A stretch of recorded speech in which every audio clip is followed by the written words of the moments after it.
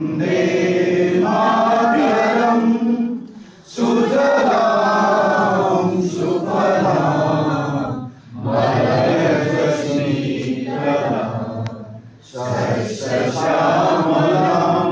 मातरं वन्दे मातरं।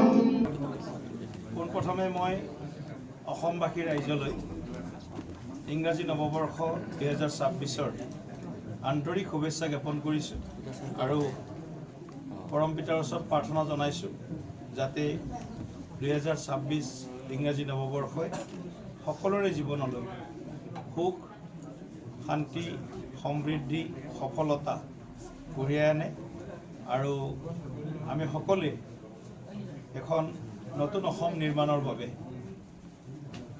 যি সংকল্পেৰে আগবাঢ়িছোঁ সেই সংকল্পত যাতে আমি সকলোৱে সফল হ'ব পাৰোঁ তাৰ কাৰণে মই অসমবাসী ৰাইজৰ আশীৰ্বাদ বিচাৰিছোঁ, অসমবাসী ৰাইজৰ মৰম বিচাৰিছোঁ আৰু ভাৰতীয় জনতা পাৰ্টি নেতৃত্বত তৃতীয়টো কাৰ্যকালৰ বাবে অসমত NDA চৰকাৰ প্ৰতিষ্ঠা কৰাৰ বাবে ৰাইজে যাতে আমাক সমৰ্থন আগবঢ়ায় তাৰ বাবে ৰাইজৰ ওচৰত আমি বিনম্ৰতাৰে প্ৰাৰ্থনা জনাইছোঁ। 2026 নিৰ্বাচনত বিৰোধী ঐক্যমঞ্চৰ লগত যুঁজ কেনেধৰণে আৰম্ভ হ'ব, পৰিকল্পনা কেনেধৰণে হৈছে আজি প্ৰথম দিনটোত যদি কৈ দিয়ে? চাওক, আমি ইতিবাচক দৃষ্টিভংগীৰে ইতিবাচক আমি প্ৰচাৰৰ জৰিয়তে চৰকাৰখন তৃতীয়টো কাৰ্যকালৰ বাবে অনাৰ প্ৰয়াস কৰিম। গতিকে কম্পেৰিজন নিশ্চয় হ'ব, 70 বছৰ আৰু 10 বছৰৰ কম্পেৰিজন নিশ্চয় হ'ব।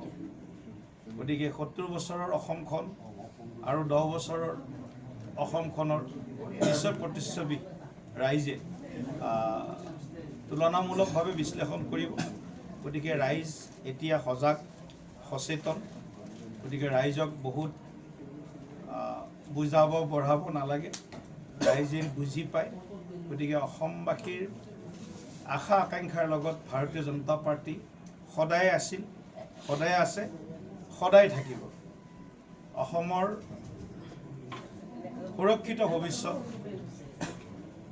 বিকশিত অসমৰ অনিৰুদ্ধ প্ৰগতিৰ যি যাত্ৰা, সেই যাত্ৰাক যাতে আমি সকলোৱে মিলি জাতি ধৰ্ম বৰ্ণ ভাষা নিৰ্বিশেষে সকলোৱে যাতে আগবঢ়াই লৈ যাব পাৰোঁ তাৰ কাৰণে সৰ্বস্তৰৰ জনগণৰ পৰা আমি আশীৰ্বাদো বিচাৰিছোঁ, সহযোগিতাও বিচাৰিছোঁ, সমৰ্থনো বিচাৰিছোঁ।